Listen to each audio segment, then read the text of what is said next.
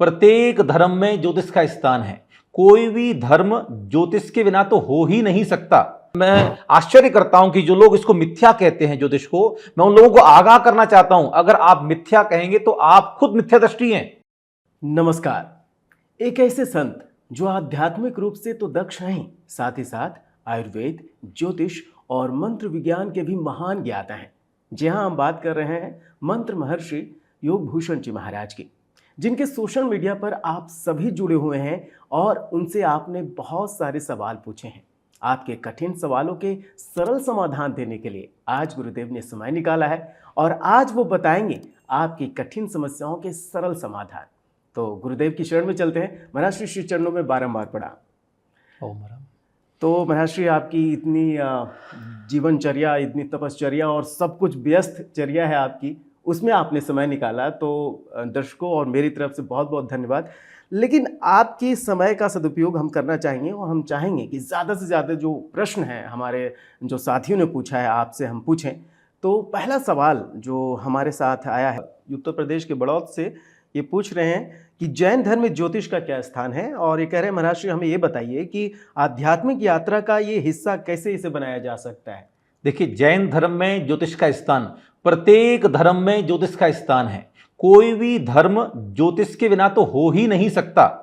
जितनी भी धार्मिक मान्यताएं हैं वे सभी ज्योतिष से जुड़ी हुई हैं। ज्योतिष क्या है भाई? ज्योतिष है आकाश मंडल में, सौर मंडल में जो 7 मूल ग्रह हैं।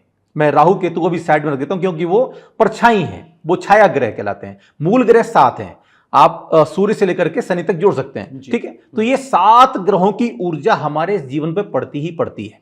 हम किसी भी धार्मिक मान्यता को फॉलो करते हैं, उससे कोई फर्क नहीं पड़ता। तो जैन धर्म में भी ज्योतिष का स्थान है। जैन धर्म में भी मैं आश्चर्य करता हूं कि जो लोग इसको मिथ्या कहते हैं ज्योतिष को, मैं उन लोगों को आगाह करना चाहता हूं, अगर आप मिथ्या कहेंगे तो आप खुद मिथ्यादृष्टि हैं। क्यों? क्योंकि जैन धर्म में सपनों का भी महत्व है। तीर्थंकर भगवान जब जन्म लेते हैं तो उनकी माता को भी पहले 16 सपने आते हैं। उसके पश्चात वो मां उठती हैं और जाती हैं अपने पतिदेव के पास, महाराज के पास, और उनसे जाके पूछती हैं कि मुझे रात्रि के अंतिम प्रहर में ये सपने दिखाई पड़े हैं, इनका क्या फल है। तब वहां पर बैठे हुए ज्योतिषी बताते हैं कि महारानी, आपने जो सपने देखे हैं उनका ये फल है कि आपका जो गर्भ में जो संतान आई है वो आगामी समय में तीर्थंकर पद को प्राप्त करने वाली है, त्रिलोकीनाथ बनने वाली है। ऐसा वो तेजस्वी यशस्वी बालक आपके गर्भ में आया है। किसके द्वारा जाना? सपनों के द्वारा जाना। अब जो लोग कहें सपने तो बेकार हैं, सपने कोई फल नहीं है, तो भैया तीर्थंकर भगवान भी आने से पहले सपने दिखाते हैं, उसके बाद आते हैं। तो सपनों का महत्व है, इसको समझिए। तो स्वप्न विज्ञान भी है, ज्योतिष विज्ञान भी है। बिना ज्योतिष के तो कोई भी कार्य संपन्न होता ही नहीं जैन धर्म में। आध्यात्मिक यात्रा का हिस्सा कैसे बनना?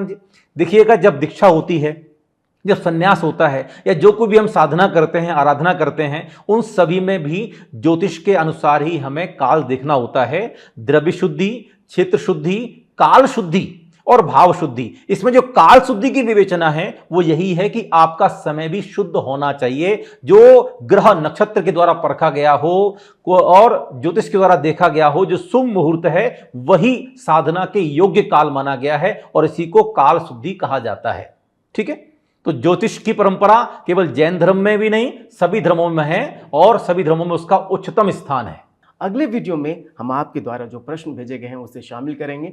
जाते जाते महर्षि, आपका बहुत बहुत धन्यवाद कि आपने हमें इतना मार्गदर्शन दिया, और आप सभी दर्शकों का धन्यवाद कि आप हमसे जुड़ें। और आपसे आग्रह है कि हमारे इस वीडियो को लाइक कीजिए, शेयर कीजिए, सब्सक्राइब कीजिए। और हाँ, अगर आप कोई और सवाल पूछना चाहते हैं या आप चाहते हैं कि आपके सवाल को हम शामिल करें और कुछ गुरुदेव उसका समाधान करें, तो कमेंट बॉक्स में आप सवाल पूछिए। बस एक सवाल, जवाब गुरुदेव देंगे। बने रहिए हमारे